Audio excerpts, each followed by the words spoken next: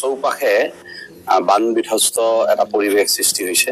প্ৰথমতে বানাক্ৰান্ত ৰাইজৰ যি অৱস্থা তাৰ ফলত ছাত্ৰ ছাত্ৰীসকলৰ যি বিগত বৰ্ষসমূহৰ যিটো অভিজ্ঞতা, সেই অভিজ্ঞতাই ছাত্ৰ ছাত্ৰীসকলক যথেষ্ট ক্ষতি কৰাৰ আমাৰ অভিজ্ঞতা আছে। ৰাজ্য চৰকাৰলৈ আমি অনুৰোধ জনাম, যথেষ্ট চেষ্টা কৰিছে, মাননীয় মুখ্যমন্ত্ৰী ডাঙৰীয়াইও যথেষ্ট প্ৰয়াস কৰিছে, কিন্তু বান শেষ হোৱাৰ পিছত যেতিয়া ছাত্ৰ ছাত্ৰীসকলৰ বেছিভাগ বহুত বিদ্যালয়ৰ, বিশেষকৈ যোৱাকালি আমি প্ৰকাশনত দেখিছো বহু বিদ্যালয়ৰ বুৰ গৈ আছে। তো এই বিদ্যালয়বিলাকত থকা কিতাপবোৰ, পাঠ্যপুথিবোৰ নিশ্চিতভাৱে নষ্ট হ'ব, যাতে বান শেষ হোৱাৰ লগে লগে ছাত্ৰ ছাত্ৰীসকলে পাঠ্যপুথিখিনি পায় বা বানে ক্ষতিগ্ৰস্ত কৰা বিদ্যালয়সমূহখিনি যাতে অতি সোনকালে মেৰামতিৰ ব্যৱস্থা কৰে, তাৰ কাৰণে অসম চৰকাৰক প্ৰথম আহ্বান জনাইছোঁ। আৰু কি ক'ব, ইয়ালৈ আহিছে ধেমাজিলৈ, আপোনালোকে বহুত কেনেধৰণে আলোচনা কৰাৰ মতন আছে?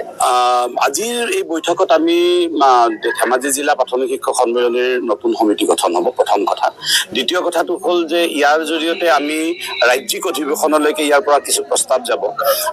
এতিয়াও আমাৰ ৰাজ্যৰ প্ৰাথমিক বিদ্যালয়ৰ প্ৰধান শিক্ষকৰ পদ সৃষ্টিৰ সমস্যাটো সমাধান হোৱা নাই সম্পূৰ্ণৰূপে, যদিও চৰকাৰে কেবিনেটে সিদ্ধান্ত লৈছে, কাৰ্যকৰী হোৱা নাই। দ্বিতীয়তে আপোনাৰ স্নাতক শিক্ষকৰ গেট পেৰ সমস্যা আছে, ঠিকাভিত্তিক শিক্ষকসকলৰ নিয়মীয়াকৰণৰ প্ৰসংগটো আছে। বাৰে বাৰে আমি ৰাজ্য চৰকাৰক দেখিছো যে ৰাজ্য